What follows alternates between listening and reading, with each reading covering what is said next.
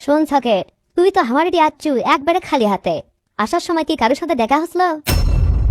না তো, কারোর সাথে তো আমার দেখা হয়নি। তা কি হচ্ছে তাতে? দেখা হয়নি ভালো হসে। তাহলে তুই এক কাম কর, তাড়াতাড়ি এর থেকে চলে যা। আর আগামীকালকে আব্বাকার মা কেটে পাঠা দিস। আব্বা কালকে আসার সময় 4 রকমের মিষ্টি আনবে কবু, 10 লিটার দেশি গরুর দুধ আনবে কবু, দেশি মুরগি আনবে কবু, আর ফল আনবে কবু। কি কও বাবা, এত কিছু আনা লাগবি?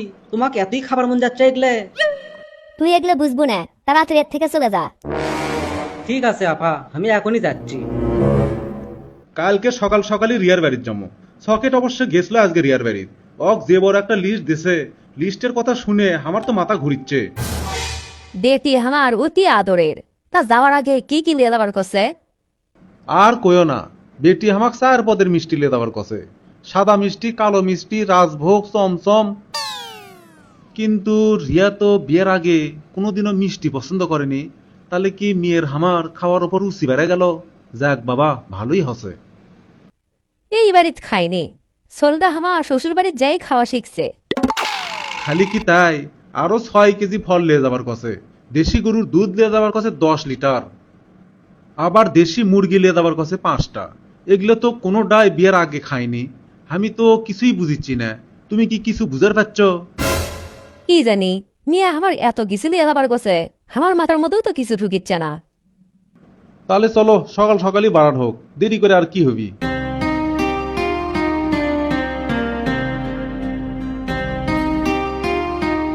কি ব্যাপার, মেয়ের বাড়ি যাবা না? তুমি তো দেখিচ্ছি এখনো রেডি হওনি। আমার তো মনটা পড়ে আছে রিয়ার কাছে। কখন যে সোলডা আমি দেখমো, কত যে আনন্দ লাগিচ্ছে। আজ কতদিন পর মেয়েটাকে আমি দেখমো। লেও লাও দেখো হিনি, তুমি বেড়া দেখি আগেও আমি আসিচ্ছি।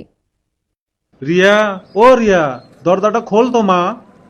আরে বিআই সাহেব, তারপর বিএন সাহেবা, কেঙ্কা আছেন আপনারা? আলহামদুলিল্লাহ, আপনি ভালো আছেন? কি ব্যাপার বিআই সাহেব, আমার কলজের টুকরাটা কুটি অকমা দেখিচ্ছি না। ওই কি ঘুমাচ্ছে নাকি? আরে না বিআই সাহেব, আপনার দেওয়ারও কথা। এই সময় কি ঘুম আসার সময়? আপনার বেটি রান্নাঘর তো রান্না করিচ্ছে। আজকে তো খালি আপনি করে দাওয়াত দেয়নি, আরো মেলা মানুষক দাওয়াত দিয়েছে। সেগুলো আয়োজন করিচ্ছে। এগুলো আয়োজন তো বাড়ির বইয়েরই দায়িত্ব, নাকি কন? হ বিআই সাহেব, আপনি ঠিকই কছেন। মেয়ে আমার অনেক বড় দায়িত্ব আছে। বিআই সাহেব, তাহলে আপনি বসেন, আমি না বাজার থেকে ঘুরে আসি। আব্বা, তুমি ভালো আছো? হরে মা, আমি ভালোই আছি। কিন্তু তোর চেহারা দেখে ইনকে লাগিচ্ছে কৃষক। রোজা করে একদম শুকে গেছু। খাওয়া দাওয়া মনে হয় ঠিক মতো করিস না, তাই লয়? আব্বা, তুমি বসে রেস্ট লাও। চুলাত রান্না বসে দিছি, আর আমার পুরো শরীর একবারে খানা ভিজে গেছে। তুমি আনা বসো, আমি এখনই আসিচ্ছি। আব্বা, তুমি এত অল্প মিষ্টি আনছো কৃষক, আর ফলগুলো আনছো একবারে ছোট ছোট।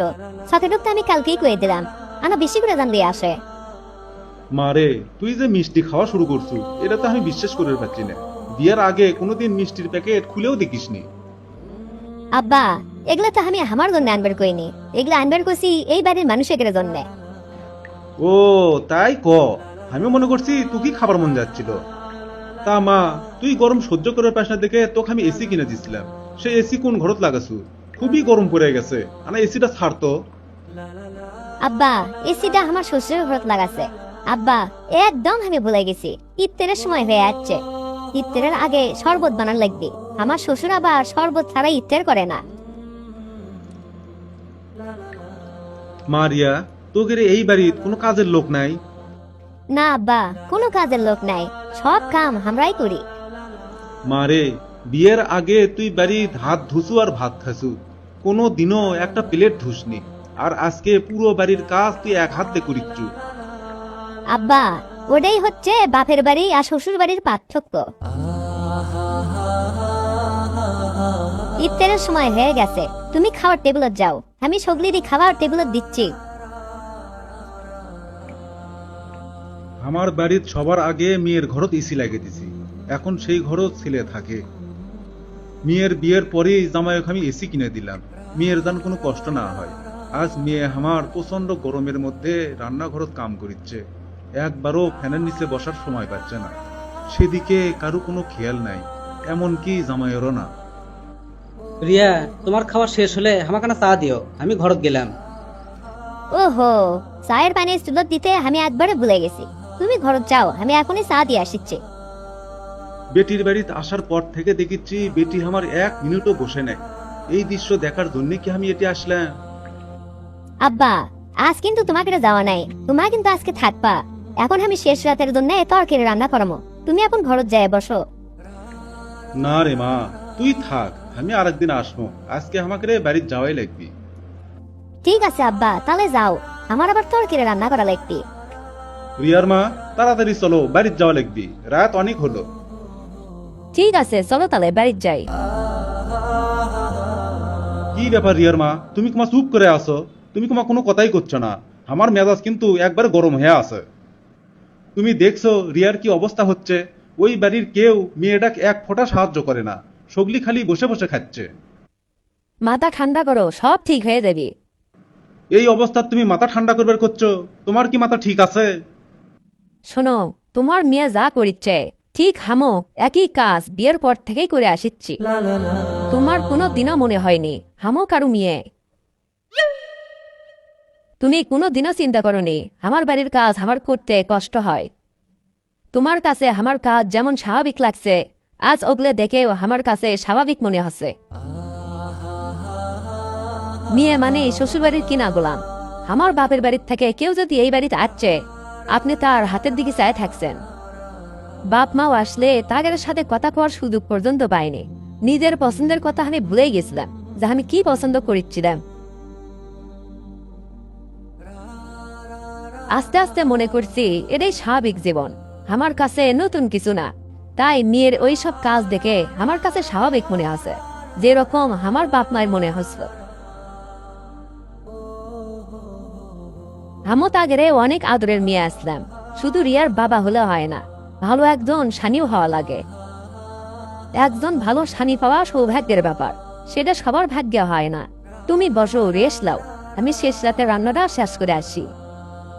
তুমি তো একটা কথাও মিথ্যে কওনি।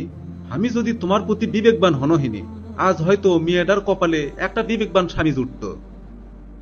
যা হবার তা হয়ে গেছে, এতদিন যা করছি, আর যে কয়দিন বেঁচে আছি, আর কোনোদিনও তোমার সাথে আগের মতো আচরণ করব না। আজকের রান্নাটা আমি করি, তুমি রেস্ট লাও, আমরা বাপ বেটা মিলেই রান্না করবো।